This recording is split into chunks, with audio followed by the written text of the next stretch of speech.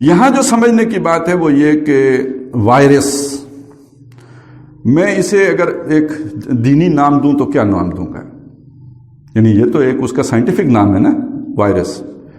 اگر ہم اسے دینی نام دیں، قرآنی نام دیں، کوئی حدیث کی روشنی میں نام دیں، تو میری سمجھ میں جو آتا ہے، یہ ضروری نہیں کہ آپ یہی دیں، میری اپنی سمجھ کے مطابق بات کر رہا ہوں، تو وہ ایک نام ہے اس کے لیے شیطان. اور یہ میں نے ویسے نہیں سوچ لیا ہے، اس کی کچھ وجوہات ہیں. مثلا اب تو ہم زیادہ تر پانی سے استنجا کرتے ہیں. پہلے وقتوں میں جب ڈھیلا استعمال کرتے تھے تو یہ تلقین کی جاتی تھی کہ ہڈی استعمال نہیں کرنا، اور یہ حدیث میں آیا کہ ہڈی شیطانوں کی خوراک ہے، اگر آپ وہ استعمال کرو گے شیطان تمہارے اندر داخل ہو جائے گا. اب آپ دیکھیں نا وہ شیطان کون سا ہے جو ہڈی پہ جو گوشت بچا ہوا ہے اس کو کھا رہا ہے؟ جراثیم ہے نا، جرثومے ہے نا. جو کہا گیا کہ آپ منہ کھول جمائی جب لیتے ہو تو منہ کھول کے نہ لو بلکہ اس کے آگے ہاتھ رکھ لو، اگر منہ کھول کے لوگے شیطان اندر چلا جائے گا. یہ کون سا شیطان اندر جائے گا؟ وہی جراثیم ہے. باقی وہ والا شیطان جس کا ذکر عام طور پہ آتا ہے اس کا تو حدیث میں آیا، وہ تو آلریڈی تمہارے اندر دوڑتا ہے جیسے تمہاری رگوں میں خون دوڑتا ہے. یہ تو کسی اور شیطانوں کا ذکر ہے جن کا اور ہے. اب یہ شیطان انسانوں کے کتنے دشمن ہیں. انہو منکم، وہ جو کہا کہ انہو لکم عدو مبین، وہ تمہارے لیے کھلا دشمن ہے. اور ویسے بھی یہ جو زمین تھی، یہ زمین ہمارے آنے سے پہلے یہ جنوں کی جو ہے وہ جائے رہائش تھی، اور جب آپ کسی کے پلاٹ پر آ کے گھر بنائیں تو اس کی تو ہمیشہ ابدالآباد کی دشمنی ہو جاتی ہے. یہ تمہارے دشمن ہیں. اور ان سارے سوچئے جس زمین کے اوپر ہم رہ رہے ہیں اس میں کتنے حشرات الارض ہیں. سب ایک چیونٹیاں ہی نکل آئیں تو زندگی اجیرن ہے. وہ فرعون کے دور میں مینڈک نکلے تھے نا، اچھا اسی دور میں ٹڈی دل آئے تھے نا، اچھا جن کو وہاں پہ سسریاں کہا گیا ہے، جو جن کا ترجمہ وہ کر دیتے ہیں، تو وہ جو ہیں وہ اس میں یہ سارے جراثیم آ جاتے ہیں.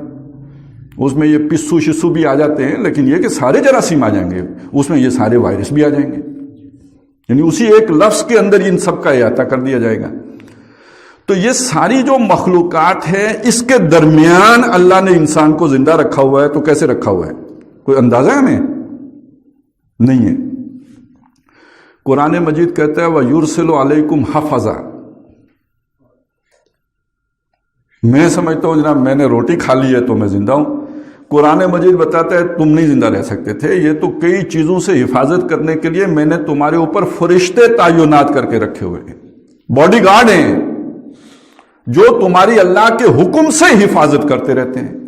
اب وہ میرا ماسک تو ہے چلے جو بھی ہے، لیکن کتنے جراثیم کو وہ فرشتے دوڑا رہے ہوں گے، شیاطین کو بگا رہے ہوں گے، تب جا کے میری زندگی ممکن ہے.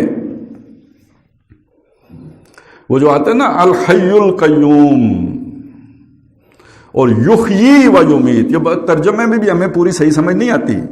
یحیی زندہ کرتا ہے، کر دیتے ہیں گویا زندہ کر کے پھر چھوڑ دیتے ہیں ہم خود زندہ ہیں.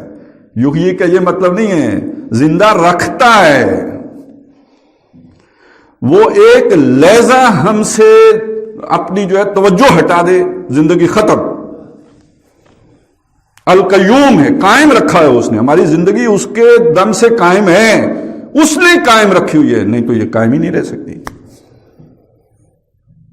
اور ایک اسباب کی سطح وہ ہے جو ہمیں نظر آتی ہے، اس نے زمین کو بچھا دیا ہے، کشش ثقل کا نظام ہے، اس کو ہمارے لیے سکون کی جگہ اس کے اوپر ہم چلتے ہیں، ایک یہ معنی ہے.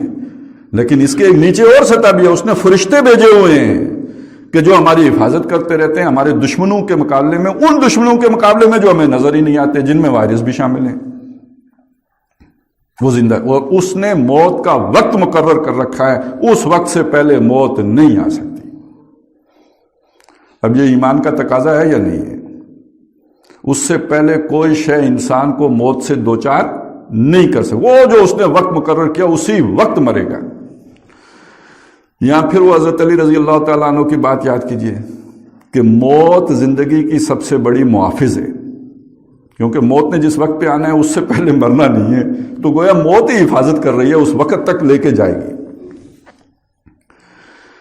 تو یہ تو خیر بہت چھوٹا سا، یعنی اتنا زیادہ کوئی مضرت بخش نہیں ہے کہ لوگ مرتے ہوں، 3% یا 4% کہتے ہیں مر رہے ہیں، تو فرض کریں ایک ایسا وائرس آ جائے کہ جس کے نتیجے میں صرف 3% بچیں، باقی سارے مریں، تو پھر بھی وہ موت اللہ کے اذن ہی سے آئے گی، وائرس کے حکم سے نہیں آئے گی، اور وہ اللہ کا فیصلہ اسی طرح تھا جس کو کوئی ٹال نہیں سکتا، کوئی اس کو بدل نہیں سکتا. یہ ہمارے ایمان کا تقاضا ہے.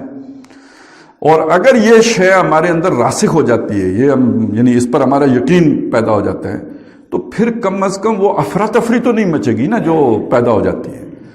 اور اب اس میں جو ہمیں ایک اور بڑا اہم پیغام جو نبی صلی اللہ علیہ وسلم نے دیا ہے کہ یہ وبا، دیکھیں ابھی تک بات یہ سامنے آتی اللہ کی طرف سے، آتی توبہ کروانے کے لیے، رجوع کر لیں، ٹھیک ہے، اور اس کے پیچھے جو ہے یہ وبا اثر انداز آپ پر نہیں ہو سکتی اگر اللہ نہ چاہے. اچھا یہ سب کے لیے عذاب نہیں ہوتی، جیسے کہ ہم نے سمجھ بھی لیا، وہ میں مثال دینا بھول گیا. طاعون پہلے پھیلا کرتا تھا، تو جب پھیلتا تھا تو اس پہ کئی جو ہے جلیل القدر صحابہ بھی اس کی لپیٹ میں آ گئے. تو جو اس کی لپیٹ میں آیا تو یہ اس کا یہ مطلب تو نہیں کہ وہ اللہ کے عذاب کی گرفت میں آ گیا، وہ ایک وبا ہے، اس کی لپیٹ میں آ گیا. اس میں یہ ادب بھی سکھایا گیا ہے کہ اپنی جگہ نہ چھوڑو، اس شہر میں مت جاؤ کہ جہاں پر وہ وبا پھیلی ہوئی ہے، لیکن اگر آپ کے شہر میں پیدا ہو گئی ہے تو یہاں سے بھاگ کے بھی نہ جاؤ، یہیں پہ رکو. کیریئر بنو گے کہیں اور جا کے وہ لگاؤ گے تو ادھر ہی رکے رہو. اور یہ سارا اگر اللہ کا حکم سمجھتے ہوئے کرو گے تو نتیجہ کیا نکلے گا؟ اس وبا کی وجہ سے اگر دنیا سے جانا ہو گیا ہے، جانا تو ہے ہی ایک دن، اور اپنے وقت پہ ہی جانا ہے، پہلے نہیں جانا ہوگا، لیکن اگر باعث یہ وبا بنی ہے تو یہ شہادت ہے. اب شہادت ہے مطلوب و مقصود مومن، نہ مال غنیمت نہ کشور کشائی. تو اگر شہادت کا درجہ اس ذریعے سے مل رہا ہو تو فہو المطلوب، اور کیا چاہیے؟ تو میرا خیال ہے کہ ہمارا اگر یہ نظریہ، یہ پوائنٹ آف ویو، یہ نقطہ نظر واضح ہو جائے تو پھر خوف، الا ان اولیاء اللہ لا خوف علیہم ولا هم یحزنون، پھر وہ کوئی کیفیت باقی نہیں رہتی.